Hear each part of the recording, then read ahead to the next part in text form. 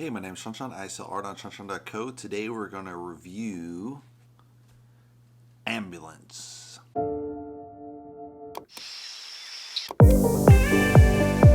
So this is a film by Michael Bay.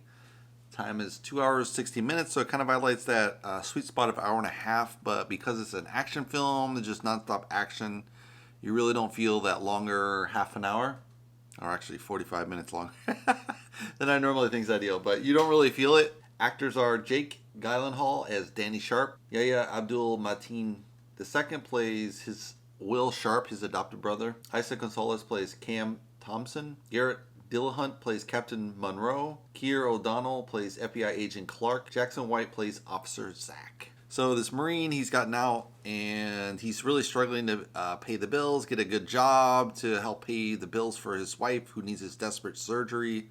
That's very expensive, $231,000, so he has no way to pay for it, behind on these bills anyway. So he's really desperate, goes to his brother. His brother is kind of a car thief, bank robber, and he's like, hey, I got the heist of a lifetime. It's $32 million. We're going to be out and done, and that's all we had to do. This is the score of the lifetime. So he's like, oh, all right.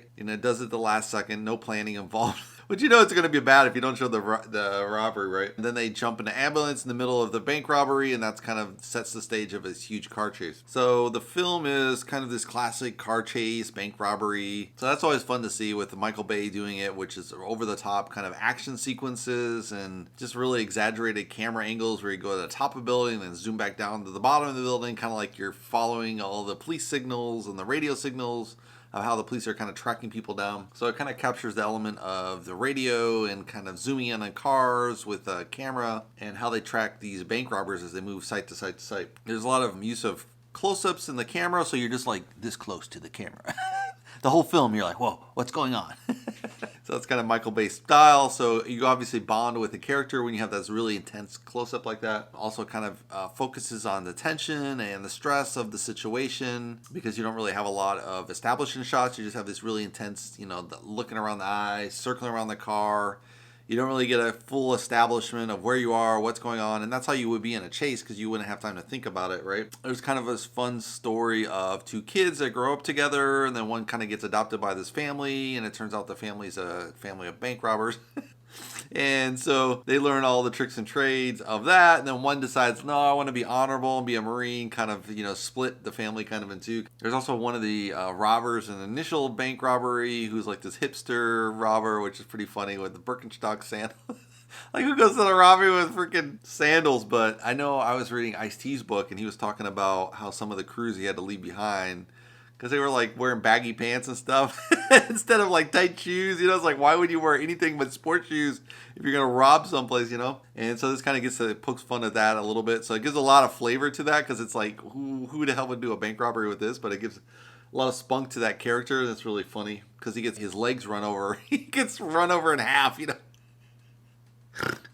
So that's a pretty funny scene right at the front of the movie. Initially, it's really interesting too because they have like the cops. Sounds like maybe they're dirty cops and they're gonna cash in on the robbery, but then in the end they don't. So you're like, were they not stealing the money at the end? I guess they were good cops, but yeah, it kind of sets the stage as if they're dirty cops and they're actually setting up these guys to take the fall. But maybe they're just running their job and setting them up as you would, behind the scenes as cops would do as undercover, right? So that's kind of a little bit unclear because they kind of team up with these Latino gangsters they grew up with, and one of them worked for his father, who was this great bank robber. So they're all kind of gangsters back in the day, and they have all these they have a lowrider with a machine gun and all these show up in the lowriders and shoot up all the cops.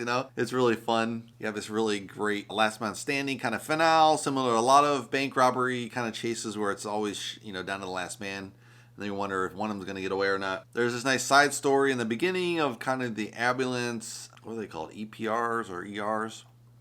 The emergency workers. She's actually a failed doctor, and she's EMT because she was being a doctor, she was studying, but then she got hooked on speed. So that's kind of interesting, kind of abuse of drugs while you're becoming a doctor, which everyone knows the doctors work all these crazy hours.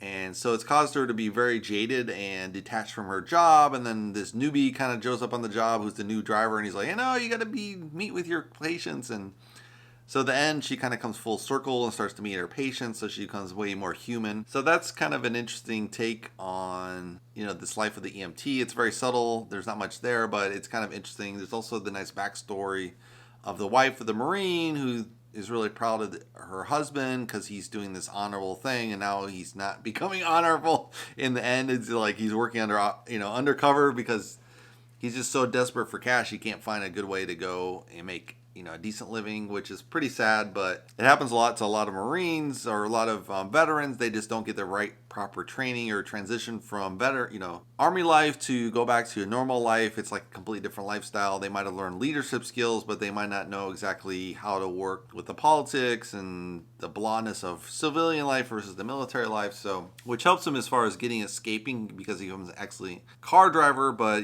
that's about it. As far as like what they're missing a little bit in the film is there's no planning per se. Any good bank robbery would have a lot of planning, and this one doesn't have any planning, so that's kind of why things go astray. But then it doesn't make any sense. You'd risk this all or nothing kind of huge heist with like these amateur bank robbers who don't know anything, like this hipster with sandals on, and that doesn't really show that they're planning. Maybe they did plan it, but I think you got to have kind of the planning. Like if you see the Italian Job, there's a lot of planning of how to steal the money, and they switch it up, but initially there's a lot of planning, so it's kind of like you see how a good bank robbery would be done, and I think you need that for a bank robbery kind of film. Tarantino kind of took another approach too, where he didn't even show the heist, he just showed the results of the heist, which is really interesting, completely different way of doing a heist film. So that's always a great thing if you're a director, is just take a new take on an established genre like the bank heist, the bank robbery, car chase. You can change it up, take on a different angle that no one ever taken before. It's like a really complete different film within an established genre. So I think it's a fun film. I don't know if I collect it, but it's a really fun one-watch film, at least maybe a couple times, because it's a great action sequence. If you'd like to subscribe, you can subscribe below, and I'll see you in the next movie review. Thanks for watching, guys.